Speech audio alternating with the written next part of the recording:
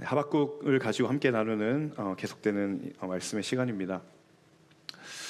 개인적으로 그 아이를 키우다 보면요, 이 부모가 해야 할 굉장히 여러 가지 역할들이 있습니다. 그런데 굉장히 큰 역할 중에 하나가 무엇이냐면 아이를 잘 관찰하는 일입니다. 그 아이가 어떤 성향을 가졌는지, 어떤 기질을 가졌는지, 그리고 어떤 것에 기호가 있는지, 이 부모의 역할 중에 많은 것들이 있지만 그 아이를 관찰하면서 그 아이를 알아가는 것, 그것이 굉장히 중요한 영역 가운데 하나인 것 같습니다. 당연히 부모가 자녀를 낳았으니 부모가 자녀를 잘 아는 것은 당연한 일이지만, 그럼에도 불구하고 그 자녀가 성장하면서 그 자녀의 변화되는 모습을 자동적으로 인식하는 것은 아니기 때문이죠. 저희 집에 두 아들이 있는데 그 중에 이제 첫째 아들 이야기를 잠깐 드리면, 이 저희 집 첫째 아들의 제가 관찰한 바의 중요한 결론 중에 하나가 뭐냐면, 이 아들이 굉장히 받아들이기 힘들어하는 순간들이 좀 몇몇 순간들이 있다라는 것을 제가 깨닫게 되었습니다. 자, 언제 저희 첫째 아들이 힘들어하냐면요, 갑자기 계획이 변동이 될 때를 굉장히 힘들어합니다. 갑자기 계획이 변동이 되거나 아니면 예정에 없던 일을 하자고 제안을 하면 극도의 예민한 반응을 하는 거예요. 예를 들면 저희 아들에게 처음에 목욕을 하고 공부를 하자 이렇게 얘기를 했는데, 갑자기 제가 우리 시간이 조금 남았으니까 차라리 공부하고 목욕하는 게 어때 이러면 갑자기 어안이 벙벙한 표정을 지으면서 왜 나에게 얘기도 안 해주고 그 계획을 변경하느냐라는 표정으로 저를 쳐다보거든요. 그런가 하면 또 갑자기 우리 차를 타고 갑자기 어디 좀 가야 되는데 갔다 오자 그러면 자기는 안 나간다고. 그리고 또 어떤 경험이 있었냐면, 이제 우리가 정해둔 날을 지정해두고 이날 우리가 밖에 나가서 밥을 먹자, 외식을 하자 이렇게 약속을 했는데, 이제 제가 갑자기 뭐 사역으로 인해서 혹은 저희 아내가 뭔가 스케줄 때문에 갑자기 못 나가게 되면 집에서 밥을 먹자라고 이야기를 하면 굉장히 격하게 흥분을 하면서 나한테 미리 얘기 안 해줬는데 왜 자꾸 계획을 바꾸냐고 이렇게 이야기를 하는 거예요. 이제 물론 이제 그 아들을 보면서 굉장히 플랜대로 살아갔던 제 지난 유년 시절이 떠올랐습니다. 역시 피는 못 속이는구나. 저도 굉장히 계획에 따라 행동했던. 그래서 저희 그 선생님이 우리 한효는 굉장히 고지식한 면이 좀 있는 것 같다고 그 기억이 문득 스쳐 지나가더라고요. 제가 아들의 반응을 바라보면서 문득 이런 생각이 들었습니다. 어떤 생각이냐면, 이 어린아이뿐만 아니라 사람은 누구에게나 이 인생의 불확실성을 피하고 싶은 마음이 있구나. 불확실함을 피해서 확실하고 안정적인 것 가운데 거하고 싶은 마음이 누구에게나 다 있구나라는 생각을 했어요.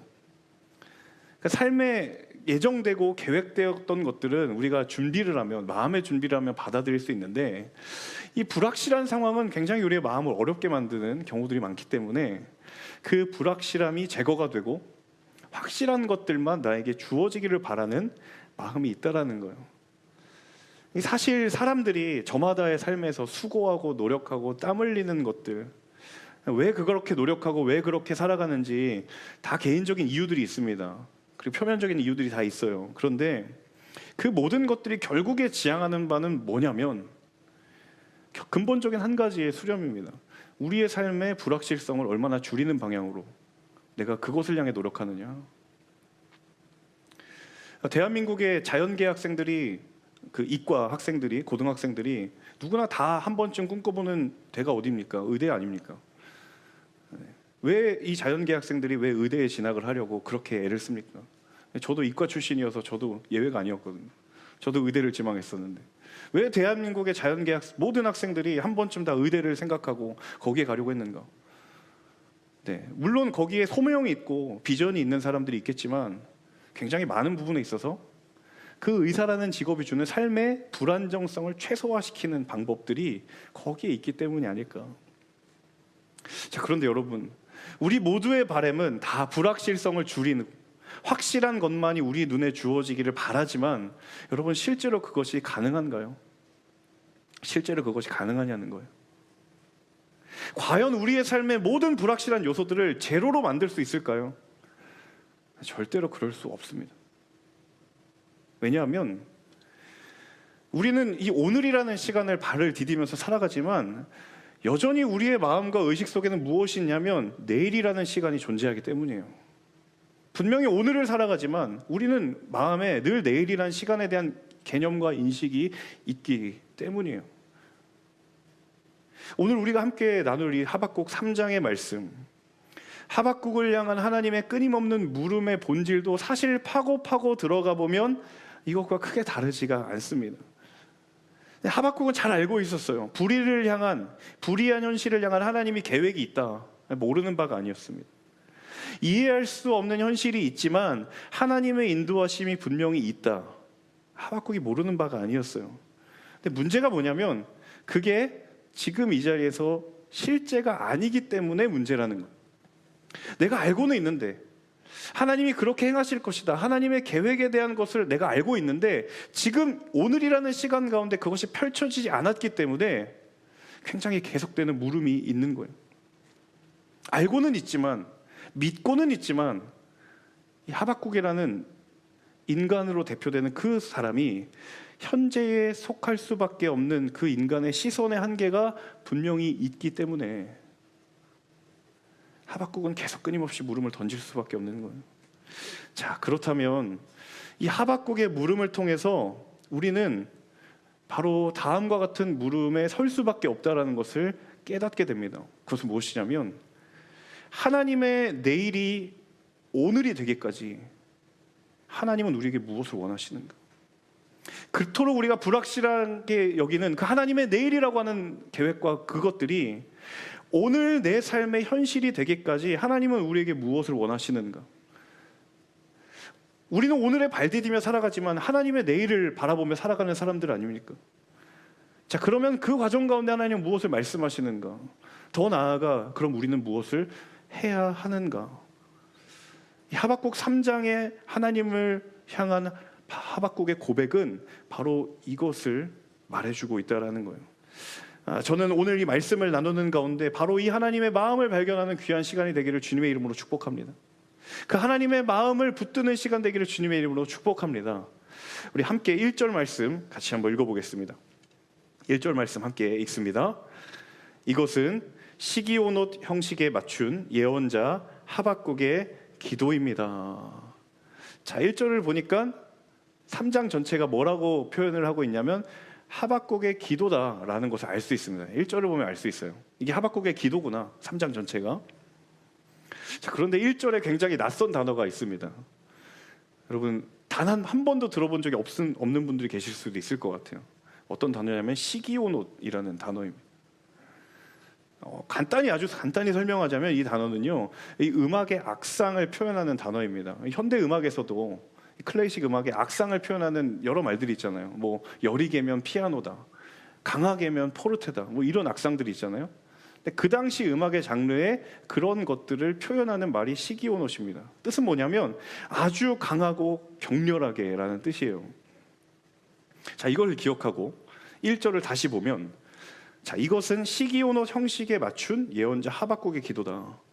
자, 하박국의 기도를 음악의 형식에 맞추었다라는 말이 무엇을 표현하냐면 그 3장 전체의 하박국의 기도가 무언가 음악에 지금 사용되고 있다는 거예요. 자, 그렇다면 여기서 한 가지 물음이 생깁니다. 그러면 그 음악은 과연 무슨 음악이냐? 당시의 시대에 음악이 사용된 상황은 어떤 상황이냐?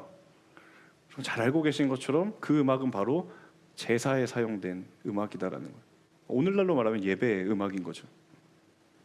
제가 왜 이 시기온옷이라는 단어에 초점을 맞추어 줬냐면, 자, 3장은요 지금 하박국이 비로소 하나님의 뜻을 깨달았어요.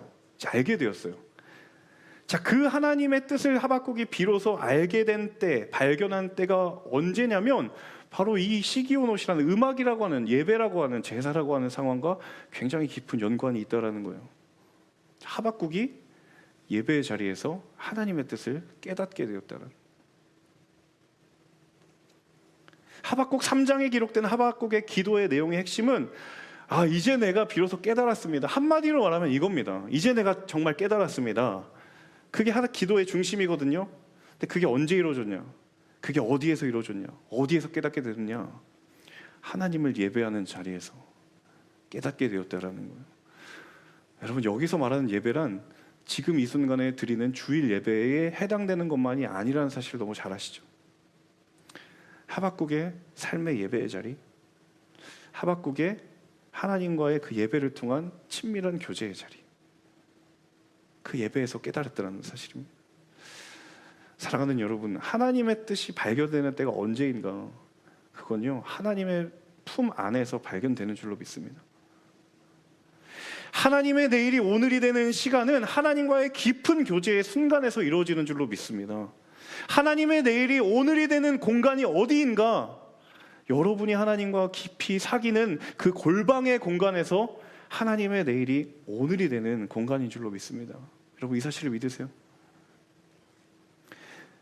그래서 삶의 예배가 너무도 중요한 것이고, 삶의 예배를 통해서 우리에게 주시는 하나님의 약속과 유익이 무엇인지를 우리가 깨닫게 되는 것입니다. 사랑하는 여러분, 하나님과 개인적으로 만나는 은밀한 골방을 사수하십시오. 그 자리는 하나님의 내일이 오늘이 되는 자리입니다.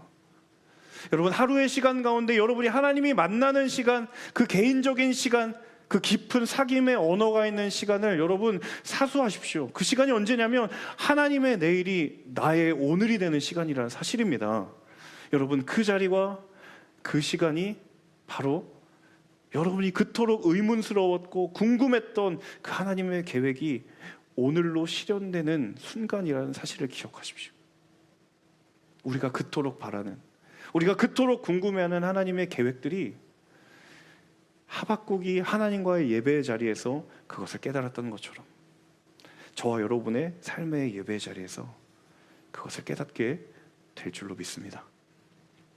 우리 이어서 2절의 말씀 같이 한번 읽어볼까요? 2절의 말씀 함께 읽습니다.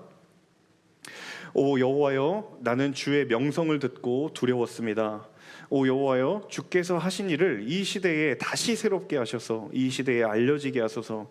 진노 가운데서도 자비를 기억하소서. 한 2년 전에 제가 이 하박국 동일한 본문으로 설교를 했을 때 그때도 이야기를 드렸던 것 같은데, 저는 이 3장 2절을 읽을 때마다 반드시 읽어야 되는 성경 번역이 있다고 생각합니다. 그것은 개역개정 성경이에요. 왜냐하면 그 개역개정 성경 번역에 굉장히 중요한 의미가 담겨 있거든요. 자, 3장 2절의 말씀을 개역개정 번역으로 다시 한번 읽어보겠습니다. 우리 자막이 준비되어 있을 텐데 같이 한번 다시 읽어보겠습니다. 시작. 여호와여, 내가 주께 대한 소문을 듣고 놀랐나이다. 여호와여, 주는 주의 일을 이 수년 내에 부흥하게 하옵소서. 이 수년 내에 나타내시옵소서. 진노 중에라도 긍휼을 잊지 마옵소서. 자, 우리말 성경으로 비교해서 보니까 개역개정에는 하박국이 하나님의 계획과 하나님의 뜻을 깨닫고 난 이후에 하나님께 뭐라고 요청을 했냐면 이렇게 요청을 했어요. 주의 일을 수년 내에 부흥하게 하옵소서. 여러분, 이 부흥이라는 단어가요, 구약 신약 총 66권을 통틀어서 딱 한 번 여기 나옵니다. 저와 여러분에게 부흥이라는 단어가 얼마나 가깝습니까? 설교 때도 많이 이야기를 하고, 여러분 강의를 들어도 무슨 이야기를 하더라도 부흥이라는 단어는 굉장히 우리의 감정적으로 빈도수가 높은데 성경은 딱 한 번 이야기하고 있어요. 제 말이 의심스러우면 여러분 예배 후 이후에 검색을 해보시면 제 말이 거짓이 아니라는 것을 느낄 수 있을 겁니다. 자, 하박국이 하나님을 향하여 기도하며 간구했던 하나님, 이 주의 일을 수년 내에 부흥하게 하옵소서. 이 뜻의 가장 원문에 가까운 의미는 뭐냐면 그 부흥이란 말은 사는 거예요. 사는 거. 같이 한번 따라해 볼까요? 사는 것. 사는 거예요. 그냥 삶으로 사는 거예요.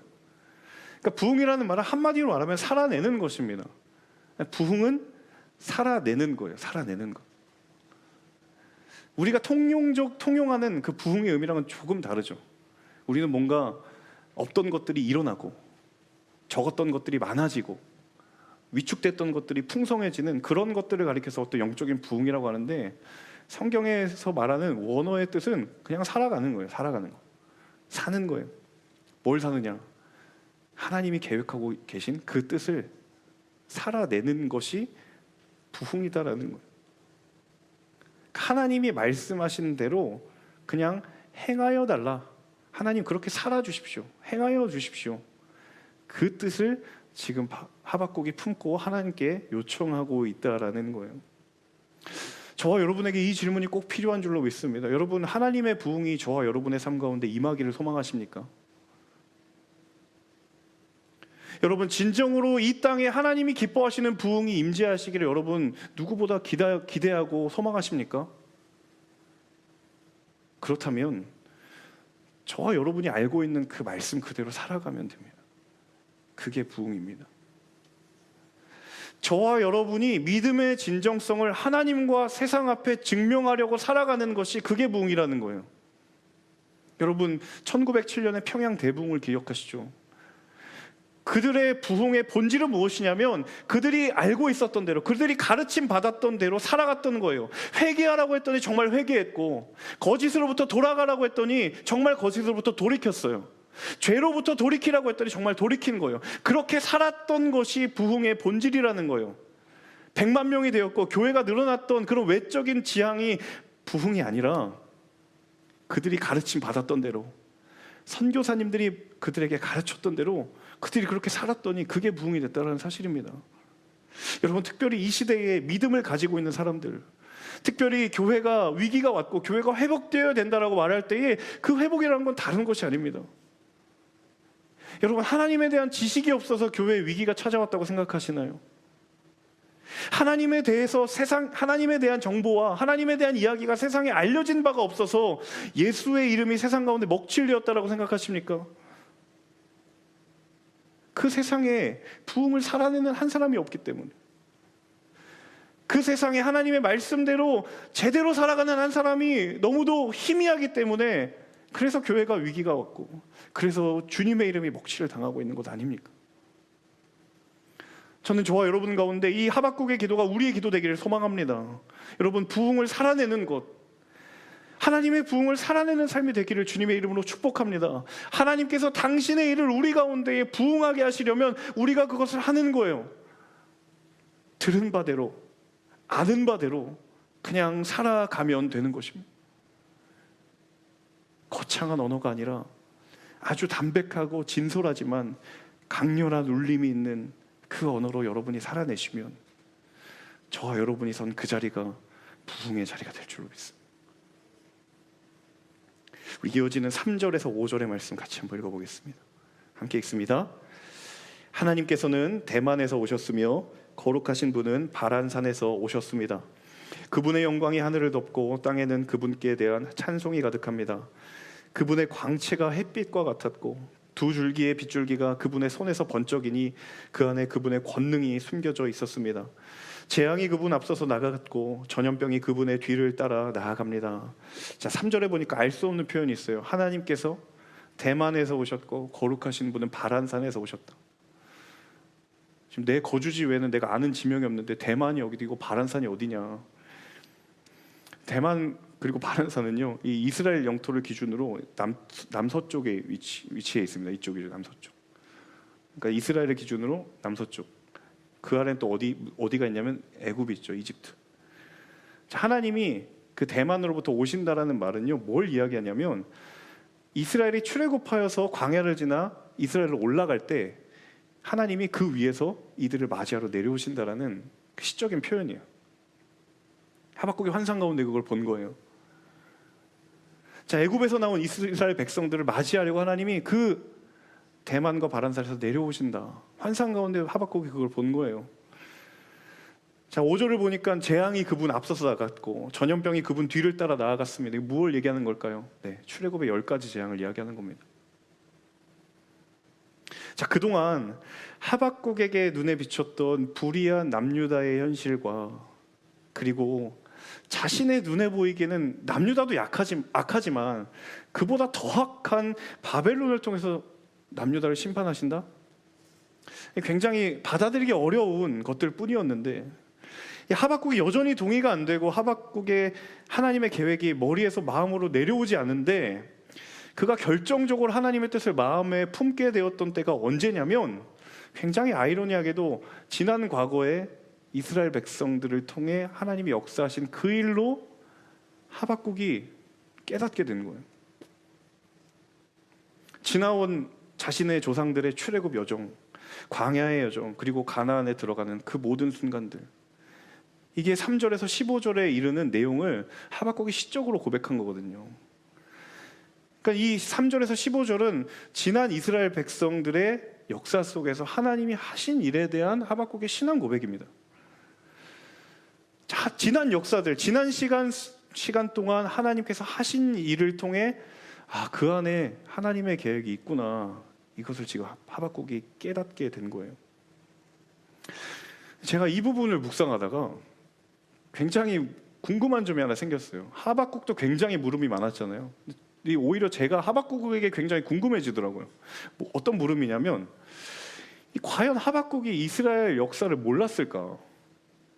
이제 하박국이 그 역사를 깨닫고 하나님의 계획을 알게 되었는데 왜 진작에 깨닫지 못했을까라는 생각이 들더라고요. 여러분, 하박국이 지난 이스라엘 역사를 몰랐을까요?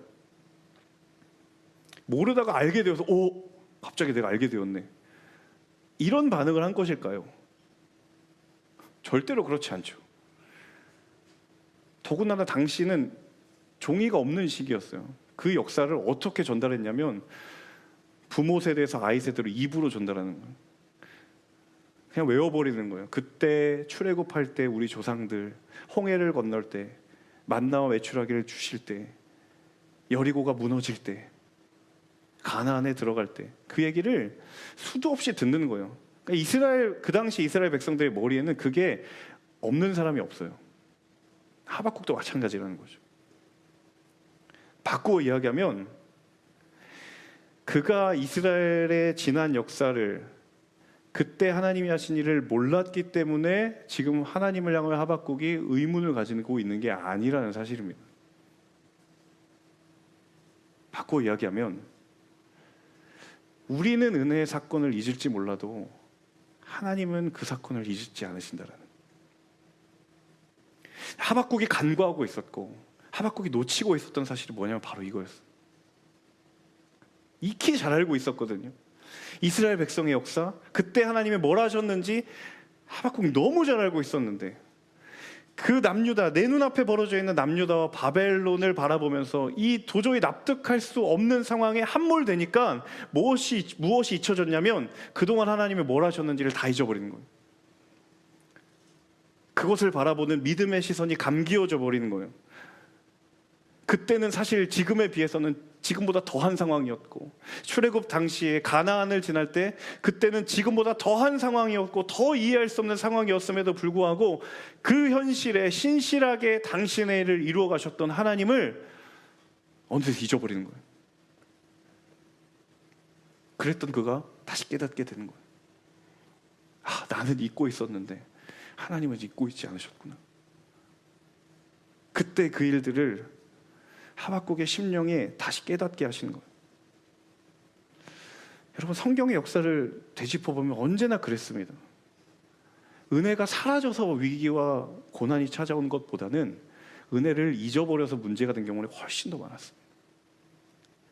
내 삶에 은혜가 없어서 문제가 되었던 때보다 받은 은혜가 잊혀지고 희미해지고 왜곡되어져서 문제가 되었던 경우가 훨씬 더 많다라는 거예요. 여러분, 이스라엘의 역사가 바로 그걸 이야기해주고 있지 않습니까? 이스라엘의 가장 첫 번째 지도자였던 모세가 자신은 가나안에 못 들어가고 이제 죽음을 앞두고 출애굽 2세대를 향해서 가장 힘주어 말하고 있는 바가 뭐냐면, 너 잊지 말라, 기억하라. 무엇을요? 하나님이 너희들에게 했던, 우리 조상들에게 했던 그 일 잊지 마라. 잊어버리는 순간 그 가나안은 이제는 저주가 될 거야. 잊어버리지 말라는 거야. 기억하라는 거야. 저와 여러분의 삶 가운데 위기가 찾아왔을 때를 찬찬히 생각해 보면 하나님이 부재하시기 때문보다 하나님이 우리에게 주셨던 그 은혜가 희미해져 있었. 왜? 은혜를 바라보고 있었던 우리의 시선이 그 은혜보다 커 보이는 다른 곳을 향하여 움직였기 때문이. 참 공교롭게도 오늘의 예배는 2021년의 상반기 마지막 예배입니다. 벌써 6개월이 지났어요. 이제 다음 주면은 하반기로 넘어갑니다. 하나님이 굉장히 적절하게 저와 여러분에게 그 마음을 알기를 원하시는 것 같아요. 여러분, 지난 6개월을 걸어올 때 그 정신이 없고 혼란스러웠던 한복판에서는 은혜인 줄 몰랐지만 우리는 늘 지나고 나면 돌아보면 그때가 참 은혜였구나 라고 왜 그렇게밖에 느낄 수 없는 것일까? 지나고 보니 은혜였음을 깨달으면서도 그때 우리는 왜 미처 깨닫지 못하는 것일까? 하나님 오늘 말씀을 통해 다시 한번 우리에게 깨우치기를 원하십니다. 하나님께서 저와 여러분의 믿음의 시선을 맑게 하시고 선명하게 해주시기를 주님의 이름으로 축복합니다. 은혜가 없기 때문이 문제가 아니라 그 은혜를 바라보던 우리의 시선이 이동되었기 때문이라는 사실입니다. 그러면 다시 그 은혜를 향한 우리의 시선을 옮기면 우리도 하박국처럼 깨닫게 된다는 사실이죠. 마지막 16절의 말씀 같이 한번 읽어볼까요? 16절의 말씀 같이 한번 읽어보겠습니다. 그 소리를 듣고 내 뱃속이 뒤틀립니다. 그 소리에 내 입술이 떨립니다. 내 뼈가 썩어 들어가고 내 다리가 후들거립니다. 그러나 나는 우리를 침략하려고 오는 백성들에게 닥칠 재앙의 날을 조용히 기다릴 것입니다. 16절이 하박국의 거의 결론부에 다다라는 고백인데 이제 드디어 하나님의 뜻을 마음으로 받아들이기 시작했어요. 신뢰하기 시작했어요. 바벨론 제국을 통해서 남유다를 심판하실 것이지만 결국 바벨론도 그들이 교만을 꺾지 않으면 그들도 망하게 될 것이다. 심판을 당할 것이다. 하나님의 말씀은요 1장이나 2장이나 3장이나 다를 게 없었어요. 늘 똑같이 얘기하셨어요. 그 1장에서도 내가 바벨론 가만 안 놔둘 거다. 2장에서도 그랬고요. 일관된 말씀으로 이야기하셨어요. 근데 뭐가 달랐냐면 하박국이 달랐던 거예요. 늘 하나님은 똑같이 이야기하셨어요. 심지어는 하박국 시대 이전에서도 하나님은 똑같은 영적인 원칙과 기준으로 말씀하셨는데 그 말씀 앞에서는 하박국이라는 사람이 달랐던 거예요. 그 말씀 앞에 다시 서니까 그 말씀 앞에선 하박국의 믿음의 정도가 달랐던 거예요. 근데 깨닫고 나니 그의 고백이 뭐냐면 이제는 내가 흔들리지 않을 것이다. 그 말이 바로 16절 마지막에 조용히 기다릴 것이다 이 말이거든요. 내가 조용히 기다린다는 것은 내가 할 말이 없으니 이제 제가 뭐 별 드릴 말이 없습니다 이게 아니라 정말 확신 가운데 내가 기다릴 것이다. 내가 이제 정말 깨달았다. 하박국의 태도가 달라지는 거예요. 자, 무엇이 그 태도를 바꾸어 놓았는가? 하나님의 말씀인 거죠. 신실하게 변하지 않는 하나님의 약속이 그의 심령을 바꾸어 놓은 거예요. 사랑하는 여러분, 모든 것이 변해도 변하지 않는 하나님만 거기에 계신다면 거기에 소망이 있는 줄로 믿습니다. 우리의 삶의 주변의 모든 것이 시시각각 변해도 예측하지 못하는 상황으로 흘러간다 하더라도 변하지 않으시는 하나님만 거기에 계신다면 여러분 그곳에 소망이 있는 줄로 믿습니다. 이 사실을 믿으십니까? 그것이 바로 하나님의 내일이 오늘이 되는 자리인 줄로 믿습니다.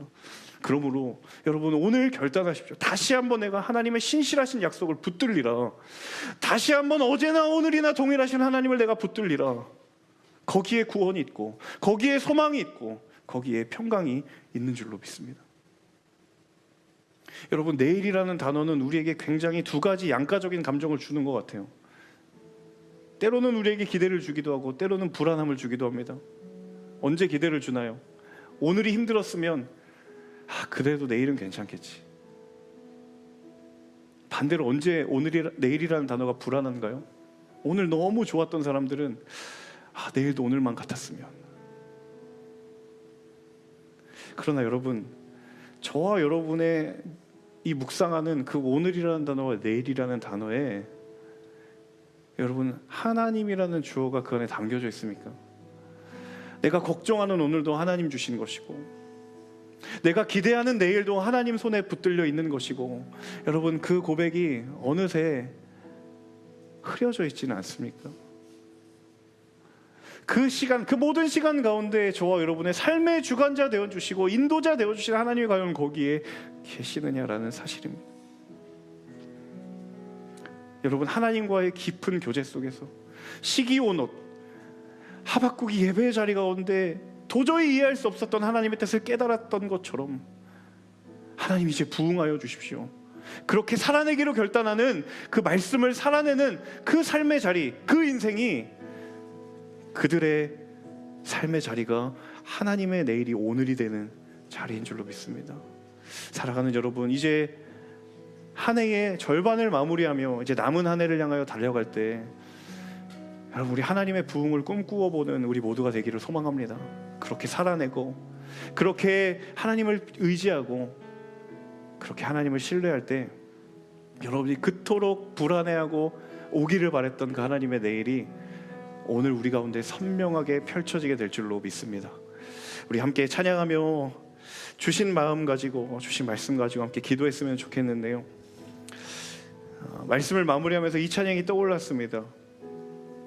저는 이 곡을 항상 묵상할 때마다 참 진솔한 고백이 아닐까 생각합니다. 하나님은 늘 우리를 응원하시고 감찰하시고 격려하시지만, 우리는 늘 갈등을 겪곤 하지만 결국 하나님, 내가 당신을 선택해야겠습니다. 이 가사의 고백이 우리의 고백이 되기를 소망합니다. 우리 다 함께 가사 한 구절 한 구절을, 곡을 잘 모르시더라도, 익숙치 않으시더라도 그 고백에 나의 고백을 올려드리며 함께 찬양하고 또 기도했으면 좋겠어요. 함께 찬양하겠습니다.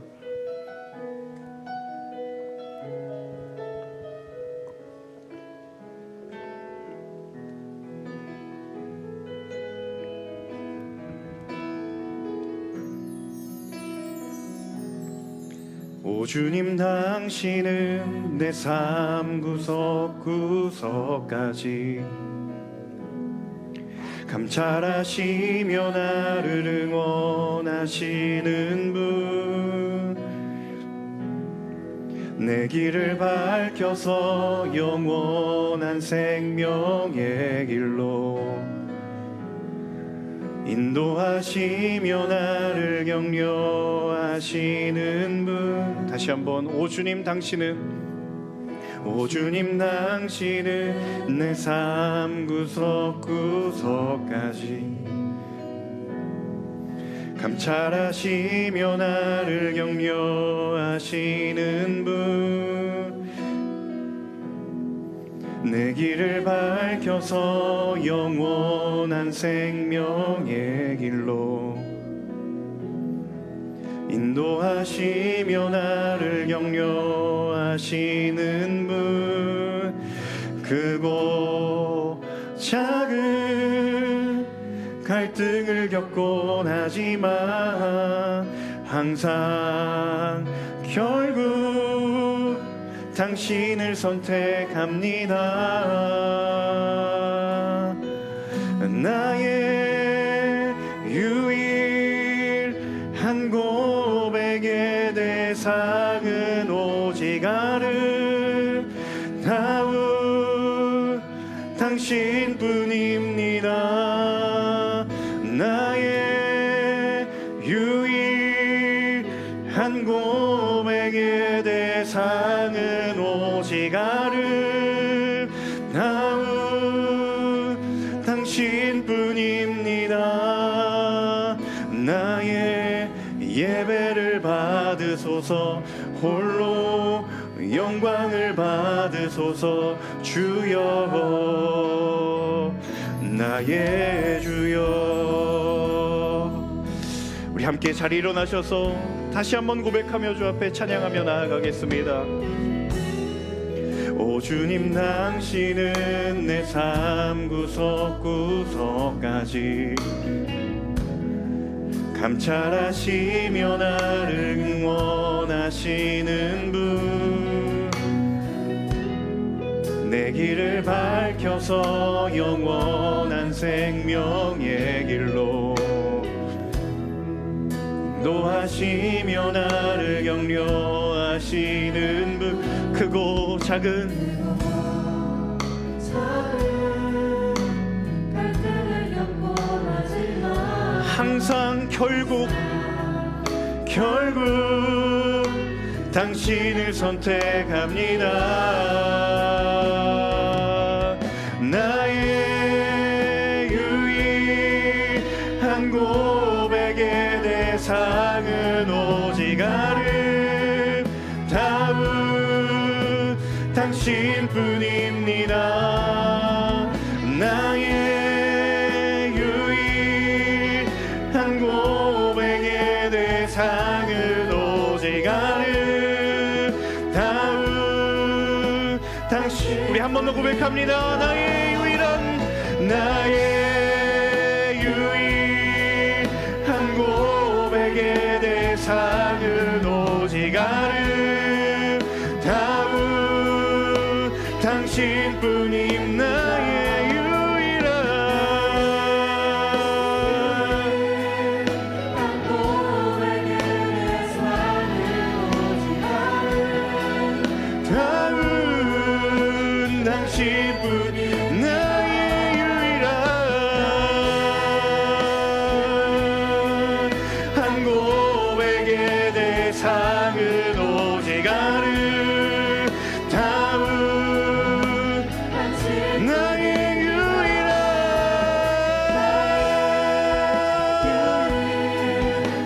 고백의 대상은 오직 아름다운. 우리 다시 한번 믿음으로 선포합니다. 나의 유일한 고백의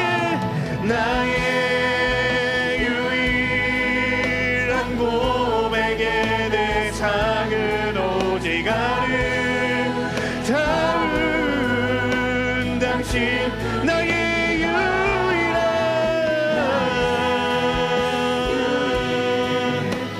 고백의 대상은 오직 아름다운. 하나님, 우리 인생을 주님 손에 맡겨드립니다. 나의 유일한 고백의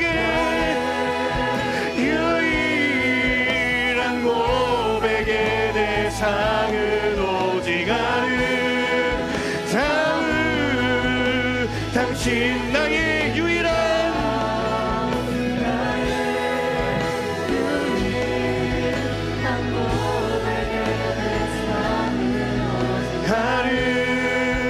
우리 마지막으로 전심으로 선포하기를 소망합니다.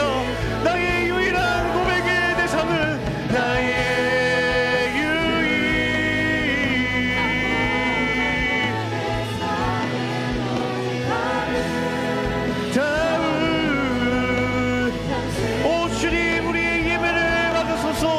나의 예배를 받으소서.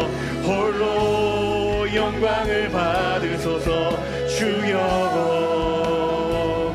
나의 주여. 나의 유일한 고백의 대상은 오직 아름다운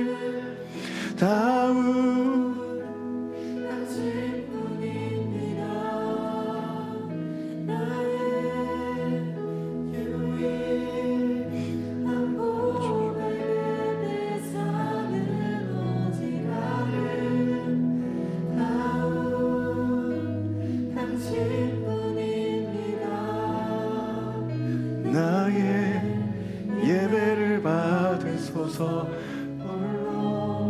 영광을 받으소서. 주여, 나의 주여. 여러분, 이 시간 우리의 삶을 다시 한번 주님 손에 올려드리며 기도하기를 원합니다. 하나님, 하나님의 신실하심이 내 믿음의 근거가 되게 하여 주옵소서. 이 땅에 수많은 것들이 변해가고, 심지어 우리가 계획한 것도 상황과 환경의 영향을 따라 예측치 못한 방향으로 흘러가지만, 하나님, 오늘 우리가 말씀을 통하여 다시 한번 깨닫게 되는 것은 하나님만 우리의 삶 가운데 신실하시다면, 하나님만 변함이 없이 우리의 삶 가운데 함께 하시다면 여전히 거기에 소망이 있는 줄로 믿습니다.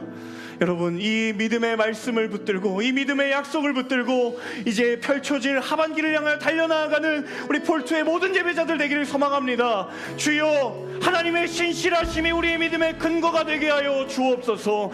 하나님의 선하심이 우리의 인도함에, 우리의 발걸음의 근거가 되게 하여 주옵소서. 우리 함께 주신 말씀 붙들며 간절한 마음으로 기도하며 나아갈 때에 우리 주를 향하여 두 손을 높이 들고 우리 간절한 마음으로 주여 한번 외치며 기도합니다. 주여,